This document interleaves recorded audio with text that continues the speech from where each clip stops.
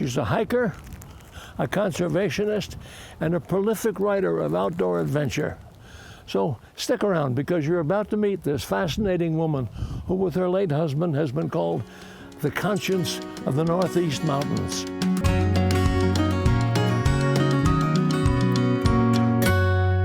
Welcome to Windows to the Wild. I'm Willem Lang. In 1971, Laura Waterman and her husband Guy left a corporate lifestyle down country and moved to land here in the hills of rural Vermont.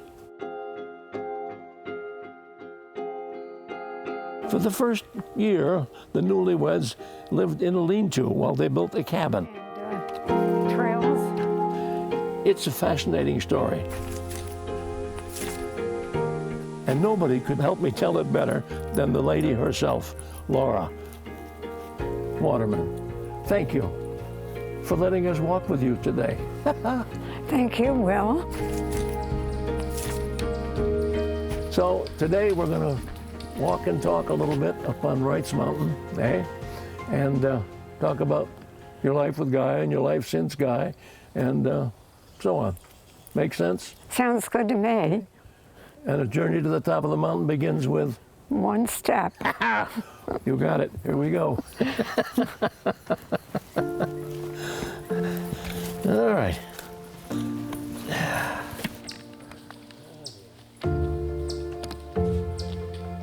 As Laura and I head up the hill, let me show you where we are.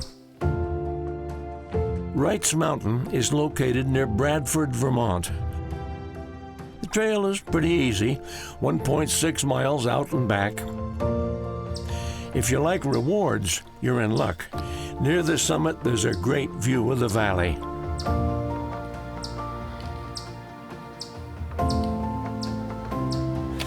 So, yeah, Southern Pillar. That was one of my first climbs. Yeah. To truly appreciate Laura Waterman's story, we have to take you back in time and place. She grew up in New Jersey. Her father was the headmaster of a prep school.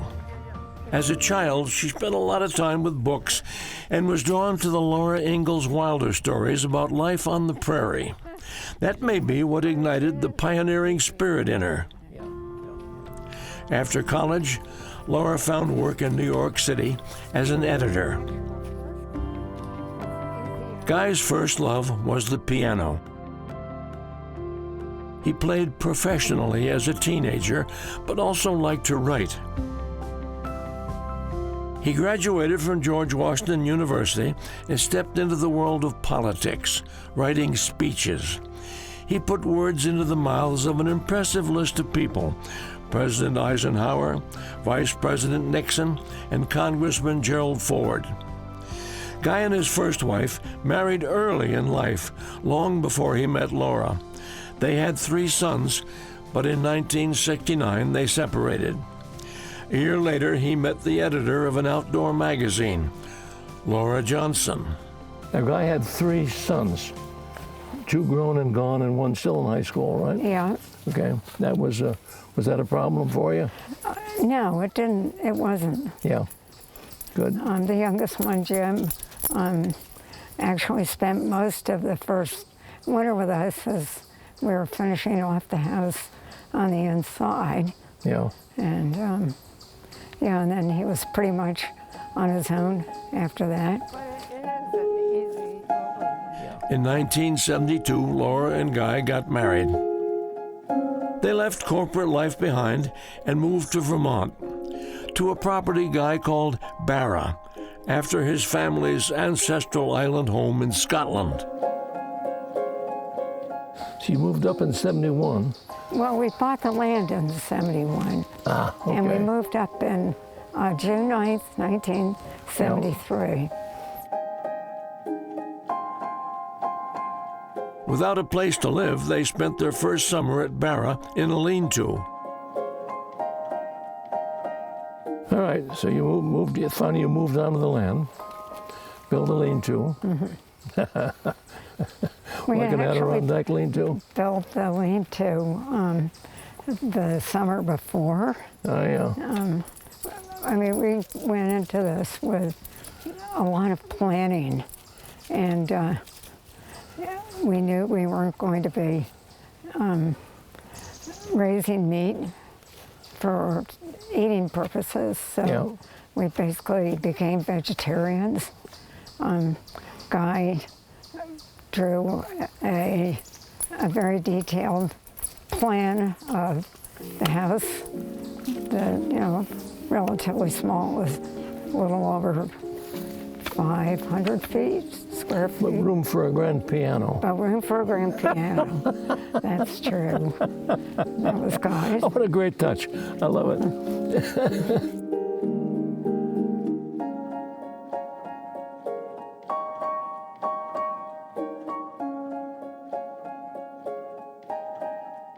Well, after you and Guy moved to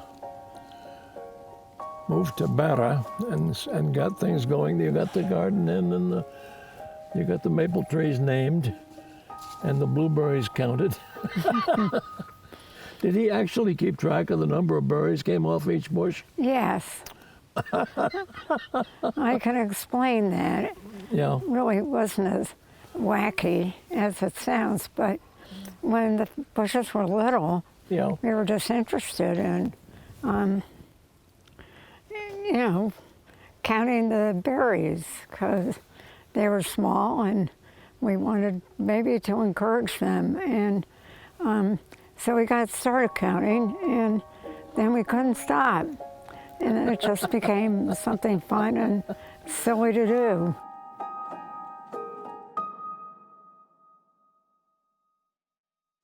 The homestead they built together suited them perfectly. They grew most of what they ate, learned about wilderness living, and began to write about it. Bottom line for us was hiking and climbing.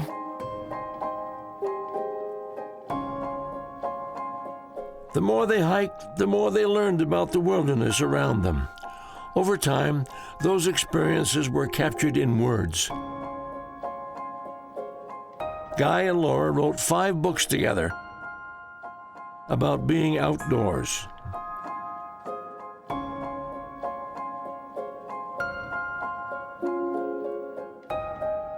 Now, what was the attraction of the Franconia Range for you and Guy? Oh gosh. Well, for Guy, to start with, it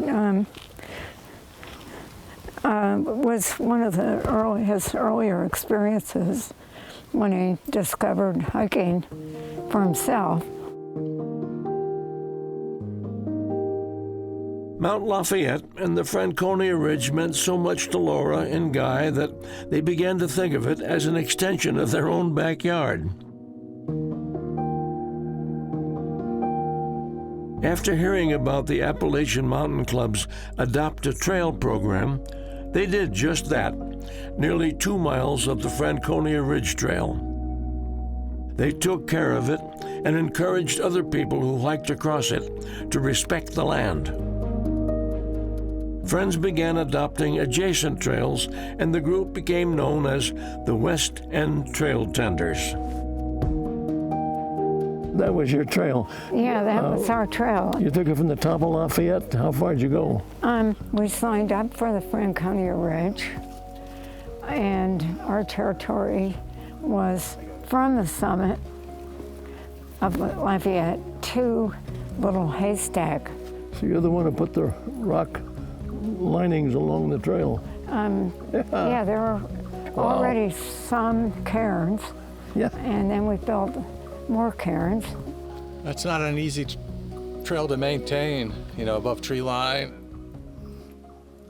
No, but actually we never thought of it as easy or hard. I mean, it was we just felt such the privilege of being able to take care of it.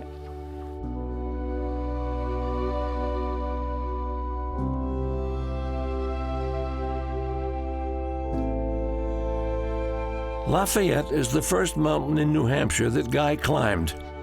It's where he rediscovered his love of the outdoors and where he hiked with his 3 sons.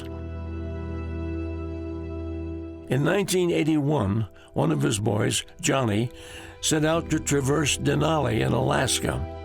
he disappeared somewhere on the mountain. Guy buried his son's hiking boots under a cairn on Franconia Ridge.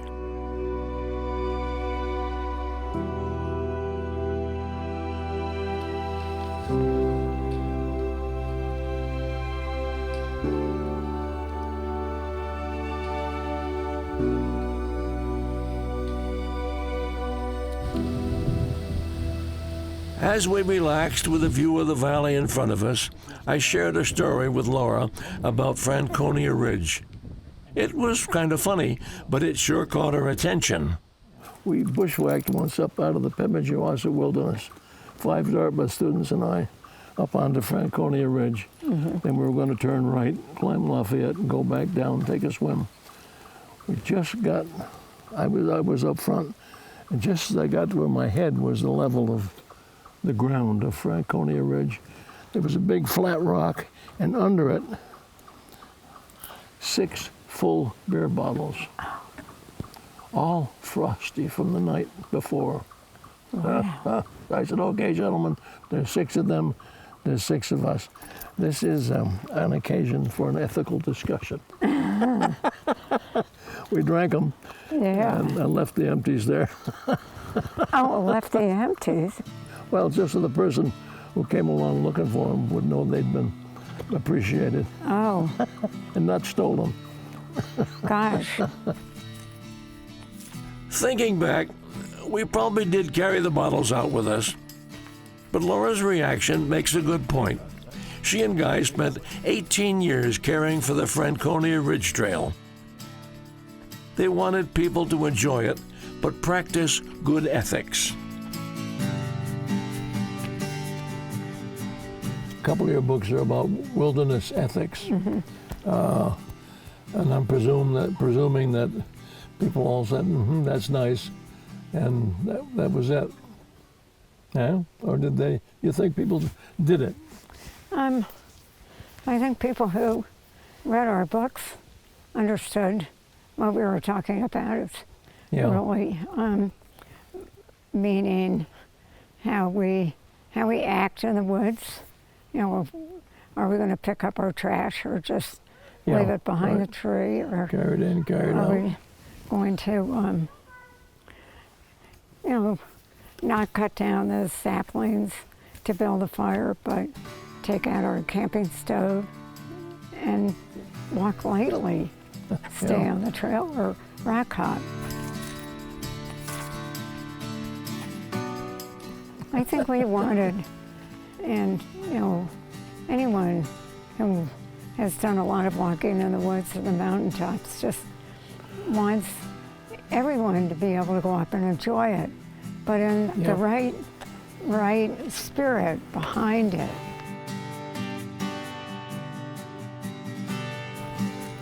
As Laura and I talk, the conversation turns to the topic of people and nature. Hiking trails can sometimes get crowded out here, especially in summer and fall. Rather than see that as a threat, Laura feels it can be an opportunity for something good. But there are 2 ways of looking at it. Yeah. I mean, hopefully, some of those people, the newcomers, will become wilderness supporters. And, and if ones go up there, find they don't like it, then that's fine. They can go find something else they enjoy doing. But, Yeah. we're lucky to have, the United States is just for natural scenery doesn't get much better. Yeah. And but it's Guy and I hope that just by being exposed to that beauty, that wildness, that people would also feel just the urge to keep it that way.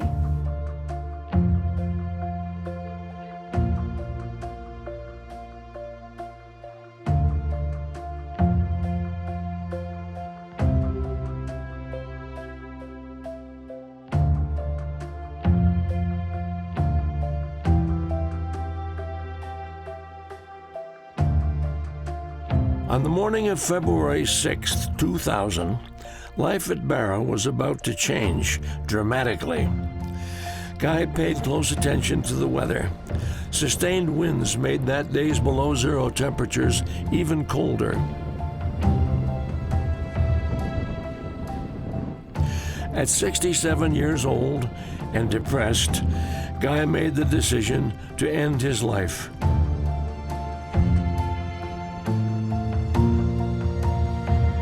He handed Laura notes he'd written and walked out the door. He stopped at the local post office and mailed letters to friends. Guy wanted them to know what he was about to do. He continued on to Franconia Notch and made his last hike to high on Mount Lafayette. Guy had no plans to return home.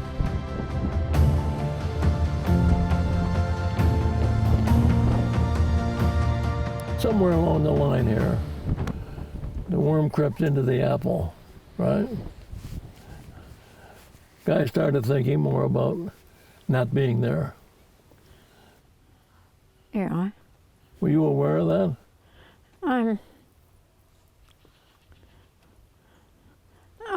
No, and I think the change for him was after, I express it differently. He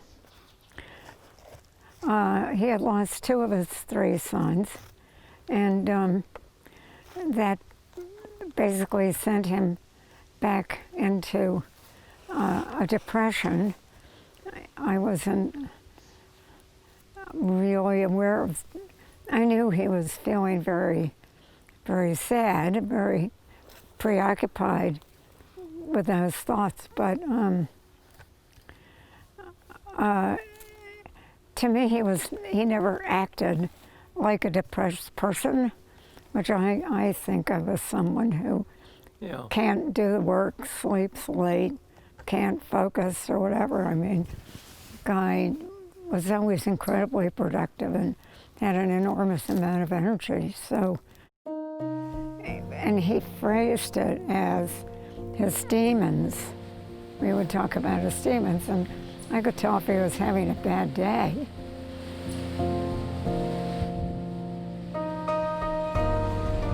Guy's body was found near the summit of Lafayette. His father's ice axe marked its location.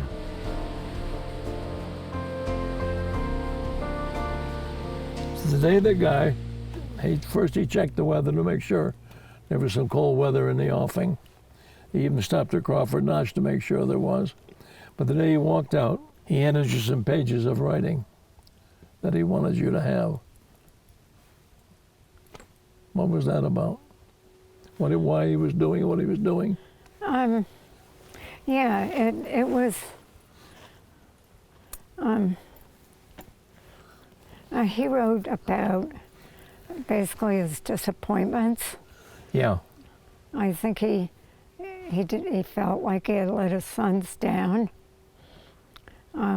He was disappointed in our books. He had hoped for a wider audience. And I think he felt that, he was 67 years old. He could feel his own powers, physical powers, weren't what they were at 67. And he didn't want to get... to which I would say, so. Well... but I know. He didn't want to get anywhere close to what he saw happening or what he saw around the corner for himself, even though there was no diagnosis or anything like that. But so he... And I understood his words, and I could respect, because that's how we had always operated.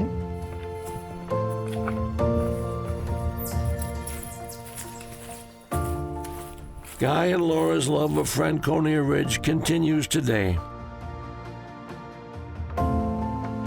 A group of friends has created a fund for conservation.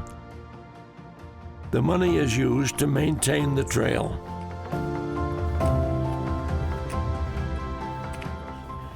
Very soon after Guy's death, a good friend of mine, Peter Forbes, who worked for a conservation organization, suggested that we start something in the mountains that honored Guy. And immediately it was clear to me that from our work on Franconia Ridge, all the trail work we did up in the Alpine area, that whatever we started, it should be related to Alpine, to the above tree line areas in the White Mountains.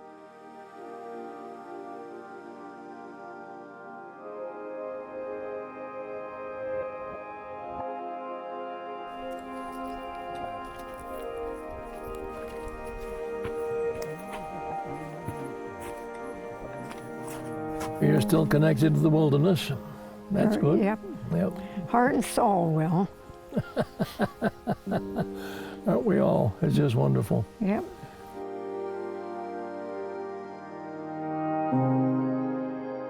I think we're incredibly lucky in the Northeast to have what we've got. Yep.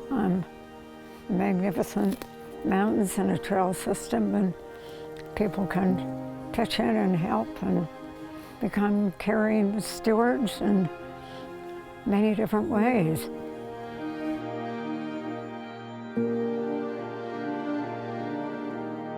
Laura's still writing. I read her memoir, Losing the Garden. It's your first memoir, which that's the first thing I read, Losing the Garden. The death marks a change in the whole tone of the book. It's as if you two had been living with a golem or something behind the stove for years. Sort of a malignant, foreboding presence. And all of a sudden, your writing goes, you're writing uphill again. You know what I mean? And I found myself enjoying it more. Interesting. Yeah, and it's not just what's in it. It's the way it sounds, the way it feels, the way you're writing. You start writing uphill. And that was interesting. Yeah, I don't think anyone has remarked on that, but I totally understand what you're saying. Yeah, my wife was a bitter loss, but I don't mind living alone, you know, although I miss her, you know. I'm okay. I know where the scissors are, which are the first time in 60 years. And in a way, my writing is going downhill because the shock is over, and now I'm thinking about getting older and leaving, and you know, and surrounded by all this chaos. I just gotta not listen to the news. But how do you not listen? I you know, do that too. So, I don't listen to much. I'm trying to write uphill, trying hard. A second memoir is on the way. Laura didn't plan to write much about Guy's suicide, but as the story developed, she realized she couldn't ignore it. It did a great deal for me to be able to write it, to be able to think through where I've come, the distance, the mental, not what I've accomplished, but just a greater understanding that I have of Guy, I've had of myself, that what we had together in that spot, and now things have shifted since I've been on my own for 20 years, and again, it's also like a cloud, you know, it's just peeling off.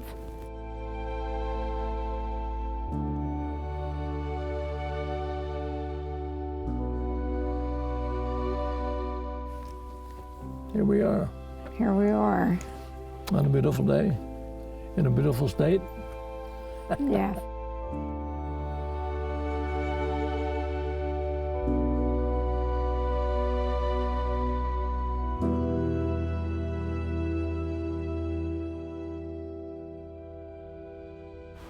Well, we have completed our perilous ascent and descent of Wrights Mountain. We're all in one piece, and we've had a wonderful day. I can't thank you enough, Laura, for deigning to let us walk with you. Gosh. And it's been just great. I'd love to do it again and listen to some more stories. It would be great. So that brings us once again to that time I like least, the time we have to say goodbye, but we do. I'm Willem Lang, and I hope to see you again on Windows to the Wild.